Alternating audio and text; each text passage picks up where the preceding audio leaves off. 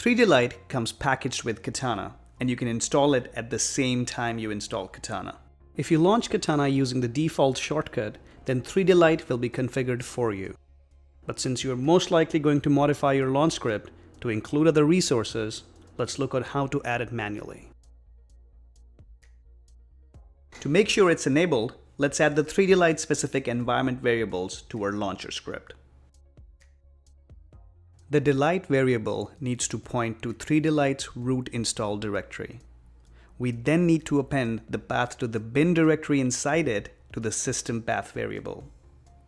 And finally, to make sure all the 3Delight plugins and nodes are available inside Katana, let's append the 3Delight for Katana path to the Katana resources variable. We are now ready to save this as a bat file and launch Katana with 3Delight. You can verify that 3Delight is loaded in the console window. You should also now be able to see the 3Delight nodes in the tab menu. Let's now look at an example 3Delight scene setup.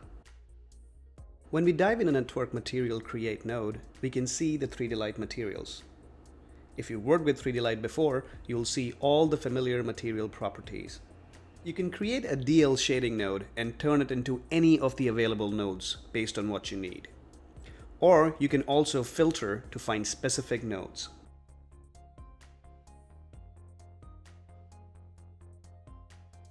If you launch Katana with multiple renderers loaded, you can switch to the renderer specific nodes by pressing Shift with Tab and selecting the renderer you want to work with.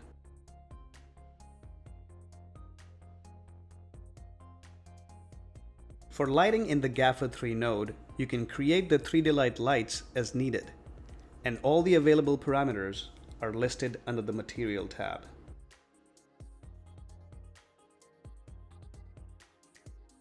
You can also choose to create the lights in the viewer using the Artist Lighting mode in Katana.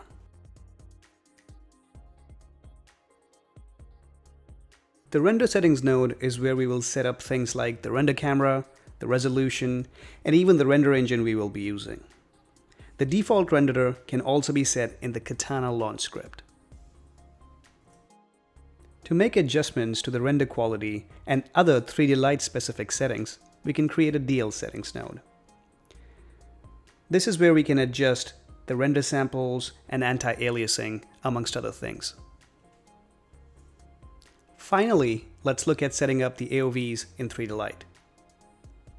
Setting up AOVs is very straightforward.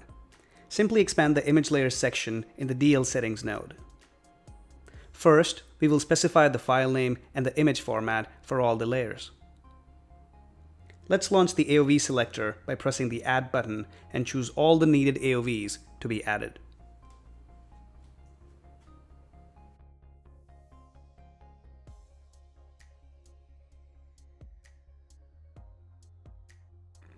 We don't need to notify Katana about these, as this is already taken care of by the DL settings super tool for us. Let's check the render settings node to confirm that all the passes are selected to show in the Katana monitor. We are now ready to render. To trigger a render, just right-click on the render node and select Preview Render. To view the AOVs, select the name of the layer in the Outputs drop-down at the bottom of the Monitor tab. That wraps it up, and now you can get started with Katana and 3Delight and begin to explore.